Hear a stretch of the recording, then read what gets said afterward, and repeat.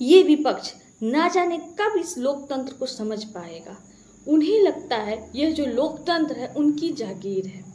उन्हें ये कभी नहीं लगा कि यहाँ अभी जो वर्तमान की सरकार है वो लोकतंत्र द्वारा, यहाँ की जनता द्वारा चुनी गई सरकार है। और उनके द्वारा अगर कोई विधेयक लाए जाते हैं, कोई कानून बनाए जाते हैं, तो उसमें जनता की सहमति होती है। क्या आपने लोकतंत्र नहीं पढ़ा है? अगर कोई प्रतिनिधि चुन के जाता है ना, तो अपने क्षेत्र में वो अपने विचार को रखकर ही जीतता है, और वहाँ पे वो चुन के जाता है और उस क्षेत्र की विचारधारा वहाँ प्रस्तुत करता है। तो आप विपक्ष में बैठे हैं, इसका मतलब ये नहीं कि आप हर बात का विरोध करेंगे। ऐसा जरूरी नहीं है कि जो मोदी गवर्नमेंट है या बीजेपी गवर्नमेंट है, ये जो भी कानून लाती हैं वो एकदम अन्यायपूर्ण होता है। अरे 100 में से कम 50 कानून तो उनका जरूर अच्छा होगा, लेकिन आपने तो किसी पर सहमति नहीं जताई। किसी एक कानून को तो आप सही मानते हैं? नहीं, आपने किसी कानून पे अपनी सहमति नहीं जताई। आपने अगर गलत पाठ ही पढ़ा है, थोड़ा लोकतंत्र पढ़ लीजिए और प्रतिपक्ष का नेता का क्या अधिकार होता है, क्या कर्तव्य होता है और क्या उसकी शक्तियां होती हैं, जरा प्रतिपक्ष के जो नेता हमारे राहुल गांधी, उनको थोड़ा समझ लेना चाहिए। आप जिनका अपमान कर रहे हैं वो कौन चुन के गए हैं? आप उनके ऊपर कागज फड़वा के फेंकवा रहे हैं, वो किस वजह से? तो एक बेहतरीन विधेयक पेश किया गया, वो विधेयक आप जानने से पहले आप विरोध कर रहे हैं।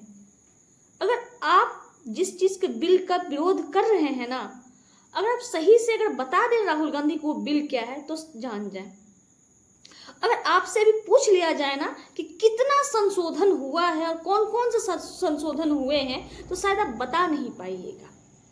लेकिन बस बोले जा रहे हैं, क्या बोल रहे हैं, कहाँ जा रहे हैं, कौन सा यात्रा कर रहे हैं, कुछ समझ में नहीं आता है आपको। प्रतिपक्ष या विपक्ष का नेता का मतलब ये नहीं होता कि सिर्फ सरकार का विरोध करना। वो उसका मतलब, प्रतिपक्ष का मतलब होता है सरकार के साथ सहमति के साथ मिलकर काम करना, सरकार की आलोचना करना, गलत काम की निंदा करना, सही रास्ता दिखाना। ये नहीं कि जो भी बिल आए, कुछ भी काम हो, स्थगित कर देना।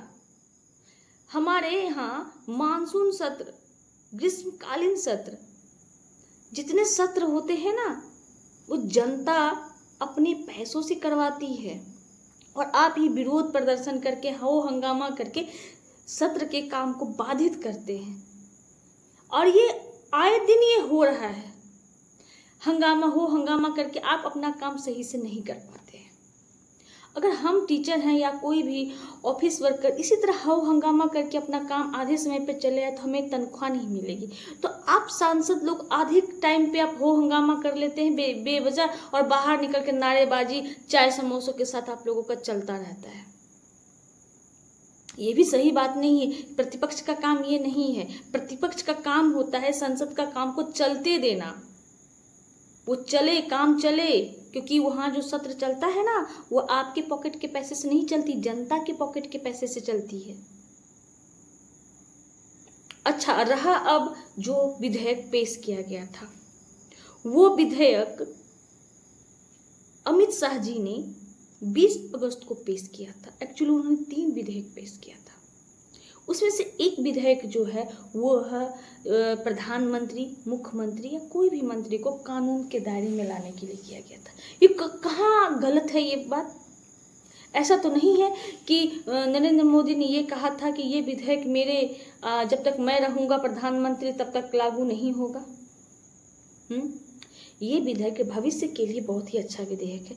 ये कानून मतलब कि जब संविधान निर्मात्री थे, शायद वो लोगों ने ये अनुभव नहीं किया हो। जो संविधान निर्मात्री लोग हैं उस वक्त यह लोगों ने अनुभव नहीं किया होगा कि आने वाले समय में जो भ्रष्ट लोग होंगे वो भी मुख्यमंत्री या प्रधानमंत्री के पद तक पहुंच सकते हैं या कोई भी मंत्री पद पा सकते हैं। हमने देखा है कि आप जेल में रह के कानून चला रहे हैं, लेकिन हाँ, एक और कानून भी बनना चाहिए कि कोई भी भ्रष्ट चुनाव ना लड़ पाए। नहीं तो हमने देखा जो खालिस्तान समर्थक थे और कुछ आतंकवादी भी थे जिन्हें यह सुविधा मिली हुई है कि वो जेल से भी चुनाव लड़ सकते हैं और शपथ ग्रहण के लिए उन्हें संसद भवन आना होता। तो जरा ये बताइए कि जो जेल काट रहे हैं वो वहाँ से शासन कैसे चलाएंगे? ये क्या लोकतंत्र के लिए खतरा नहीं है? तो हम ऐसा कानून क्यों ना पास करें? जो भ्रष्ट अधिकारी है वो चुनाव में भाग ही ना ले। और रहा सवाल जो प्रधानमंत्री और मुख्यमंत्री को कानून के दायरे में लाने की बात की, तो सही है ना। अगर आप इतने ऊंचे पद पे हैं और आपकी जो गरिमा है वो धूमिल है, तो ऐसा में आप मुख्यमंत्री बन के क्या करेंगे या फिर प्रधानमंत्री बन के क्या करेंगे? इससे तो बेहतर होगा ना कि हम स्वच्छ छवि वाले मुख्यमंत्री या प्रधानमंत्री निर्बाध रूप के वो स्वतंत्र रूप से काम कर पाए। नहीं तो ऐसे ऐसे मुख्यमंत्री जो होते हैं, जो मंत्रीगण होते हैं, वो हमेशा डरे सहमे काम करते रहते, ना जाने में कौन सा फाइल खुल जाए, कौन सा पाप मेरे सामने आ जाए। इससे बेहतर है कि स्वच्छ छवि के लोगों को हम चुने और वहाँ उनको पहुँचाए। ये तो तारीफ़े काबिल वाली बिल थी, तो इसका विरोध प्रतिपक्ष के नेता ने क्यों किया? अरे मुझे तो लगता है वो पढ़ने से पहले विरोध कर देते हैं। जैसे ही उन्हें पता चलता है कि बीजेपी गवर्नमेंट कोई अधिनियम ला रही है, कोई बिल ला रही है, तो वो क्या कहते हैं, पहले ही विरोध करना शुरू कर देते। ऐसा कौन सा विधेयक है जो राहुल गांधी ने तारीफ किया होगा मोदी का? क्या मोदी सरकार की सारी जो कानून है वो